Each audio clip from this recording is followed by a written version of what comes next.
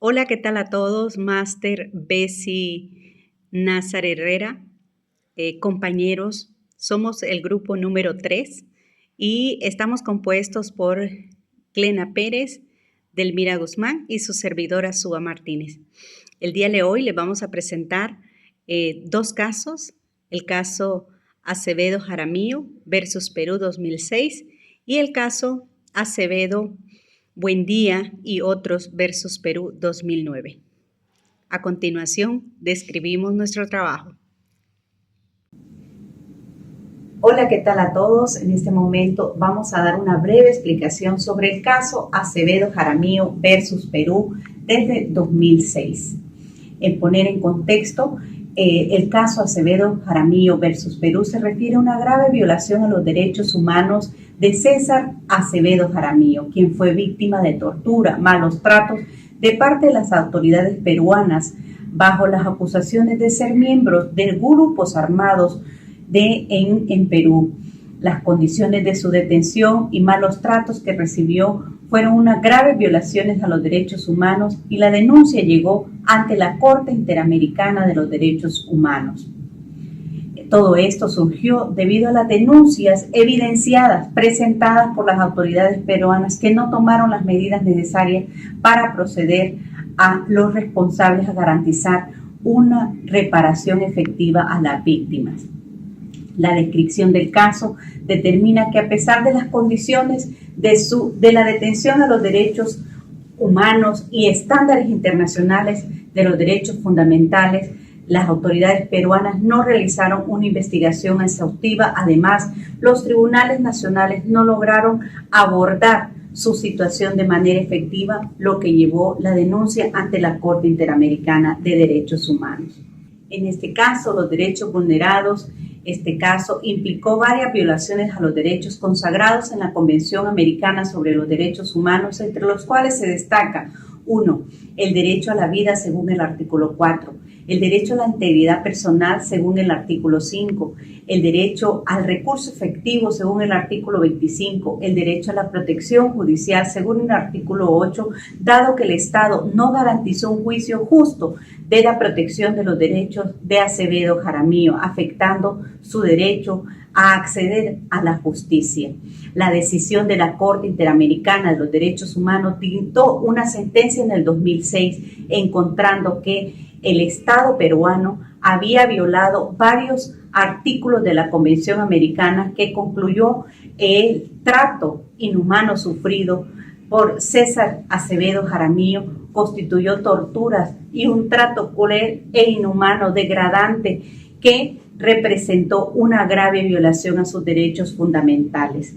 La Corte ordenó al gobierno de Perú tomar una serie de medidas para reparar las violaciones sufridas por Acevedo Jaramillo, que incluyeran realizar una investigación exhaustiva, garantizar que la víctima recibiera atención médica adecuada, proporcionar la compensación económica adecuada, además de implementar reformas al sistema judicial para prevenir futuros casos de impunidad.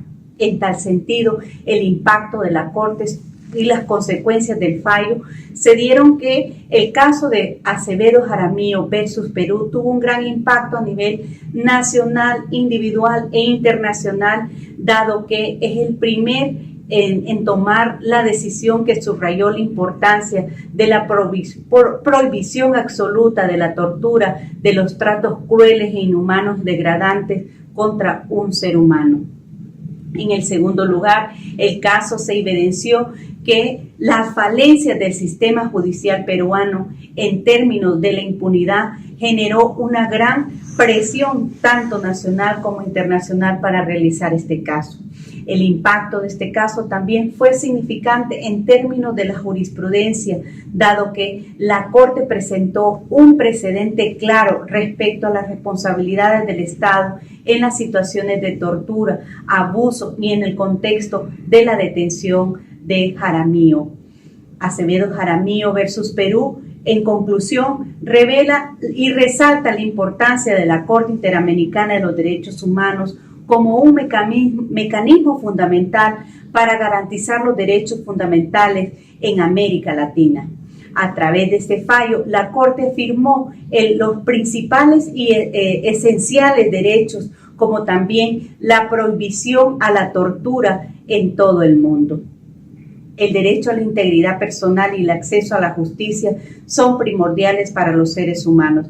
En tal sentido, en resumen, podemos decir que el caso refuerza la relevancia importante de la Corte Interamericana en la promoción de los derechos humanos fundamentales, el acceso a la justicia a las víctimas, promovido en la rendición de cuentas por los estados de la región. Muchísimas gracias.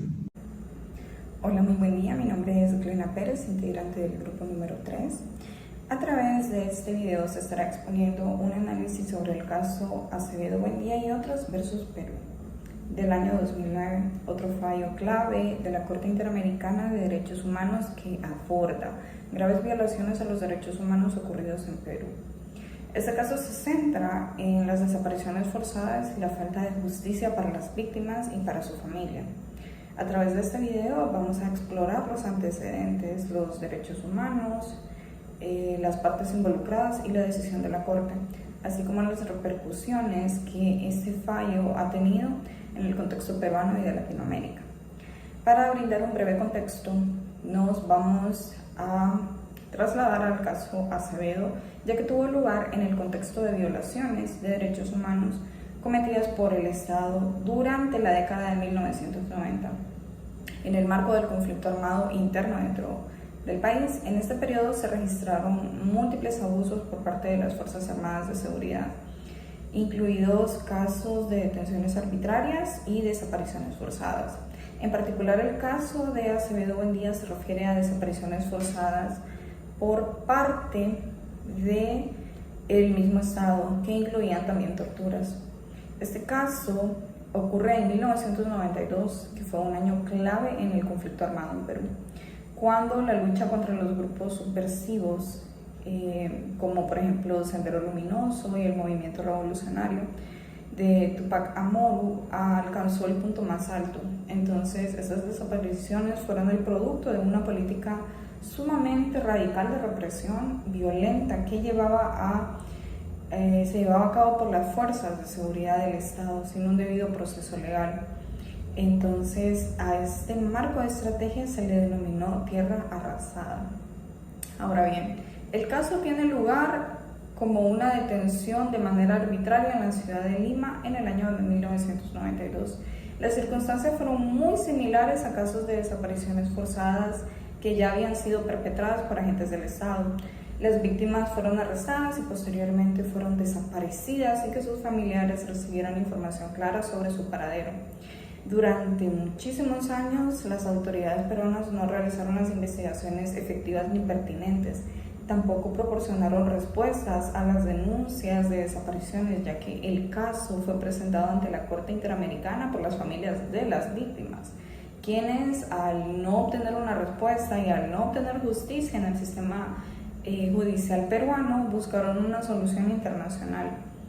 Ahora bien, los derechos humanos implicados en este caso parten a través de que la Corte Interamericana de Derechos Humanos examinó justamente las violaciones a la luz de varios derechos fundamentales protegidos por la Convención Americana.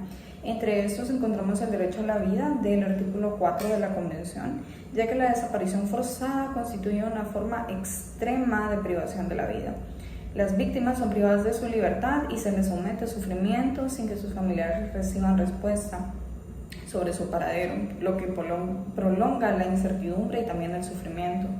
El derecho a la libertad es otro derecho que la Corte examinó muy de cerca, que está en el artículo 7 de la Convención, ya que las detenciones arbitrarias preceden la desaparición forzada y son una violación grave de este derecho, ya que las víctimas fueron detenidas sin una orden judicial, no fueron tampoco informadas de las razones de su detención, ni tampoco se les brindó un debido proceso. El derecho a la libertad personal, el derecho a la integridad personal en el artículo 5 de la Convención también fue examinado por la Corte Interamericana, ya que la desaparición forzada implica una vulneración del derecho a la integridad personal. Las víctimas se encontraban en una situación de incertidumbre. sufriendo un daño psicológico continuado y al ser expuestos a tratos inhumanos y crueles. Mediante esto pasamos al punto de la decisión de la Corte. Para brindar un poco del contexto en el cual la Corte examinó esos derechos también y otros instrumentos del derecho internacional, partimos porque la Corte, al revisar el caso, comienza con el análisis de los derechos protegidos por la Convención y otras normas internacionales, así como la situación particular que estaba atravesando Perú en ese momento, y se centró en el derecho a la vida, a la libertad personal, a la integridad personal, a la protección judicial, a la verdad, que tiene relación con los artículos 8 y 25 de la Convención. En el caso Acevedo Buendía y otros, se parte y la misma Corte menciona que es una sentencia trascendental, ya que pone en evidencia la responsabilidad del Estado peruano en la desaparición forzada de varios individuos. Aunque el fallo como tal de la Corte, donde menciona que Perú es responsable por las violaciones a los derechos encontrados en la Convención, representó un fallo importante hacia la justicia para las víctimas, ya que la implementación efectiva de las respuestas, las reformas y la resolución de casos pendientes de desaparición parten de acá. La Corte llega a la decisión de este fallo basándose en una combinación de principios fundamentales establecidos en la Convención, además de opiniones consultivas sobre desaparición forzada y la violación de derechos humanos. En este caso, la Corte analiza las desapariciones como una violación grave de derechos fundamentales. Se centra en la falta de una investigación adecuada, el retraso de la justicia. Se centra también en que sigue siendo una característica muy común en contextos de violación de derechos humanos. Por eso, mucha de la jurisprudencia que la Corte analiza para llegar al análisis hacia el fallo de este caso, comienza, por ejemplo, con el caso Barrios Altos versus Perú del año 2001. Este caso, la Corte lo estudia ya que se menciona el derecho a la protección judicial emanado del artículo 25, asimismo de la integridad personal, ya que son violados ambos derechos cuando los responsables de violaciones graves no son investigados ni sancionados. También subrayó la Corte en este caso que la impunidad de los responsables agrava la situación. Tiene relación con el caso Acevedo Buendía, ya que la Corte menciona directamente y subraya que la desaparición forzada no es un crimen aislado, sino más bien una violación que debe ser investigada y sancionada sin demora. El caso de la Cantuta versus Perú del año 2006 también fue estudiado y analizado para este caso, ya que la Corte reiteró que las desapariciones forzadas constituyen una violación continua de los derechos humanos. Las violaciones no solo las sufren la privación de la libertad, sino también que se encuentran en una situación de incertidumbre. En este caso, la Corte explicó también que el Estado tiene la obligación de investigar, juzgar y sancionar a los responsables sin que el derecho a la verdad sea limitado, sino más bien garantizado a las víctimas y sobre todo a sus familiares. Por último, tenemos el caso de Plan Sánchez versus Guatemala del año 2004, y este caso la Corte lo relaciona directamente al principio de las desapariciones forzadas como un crimen de lesa humanidad. Aquí ya comenzamos a estudiar entonces el concepto de lesa humanidad. Este principio fue trasladado al caso de Acevedo Buendía, ya que las desapariciones de los demandantes eran parte de una estrategia de represión, lo que hacía aún más urgente la obligación de investigar y sancionar a los responsables. Encontramos también opiniones consultivas relevantes que la Corte estudió, por ejemplo, la opinión OC 1699 sobre desapariciones forzadas, donde se menciona que el Estado debe adoptar medidas para proteger los derechos de las víctimas, asimismo garantizar su derecho a la verdad, a la justicia y a la reparación sobre todo. En este sentido, la Corte nos reafirma la importancia de entender que la desaparición no es solo una violación a la vida, sino también afecta la integridad y el derecho a los familiares a obtener justicia. Otra opinión importante es la OC 1803 sobre el derecho a la verdad, donde el Estado tiene la obligación de proteger el derecho de las víctimas y sus familiares a la verdad. También la opinión consultiva OC 2216 sobre la obligación de investigar y sancionar, ya que la falta de una investigación efectiva contribuye al sufrimiento continuo de las víctimas y de sus familiares. Después de analizar la situación del Estado peruano y su incumplimiento, la Corte declara que Perú había violado sin lugar a duda varios derechos protegidos por la Convención.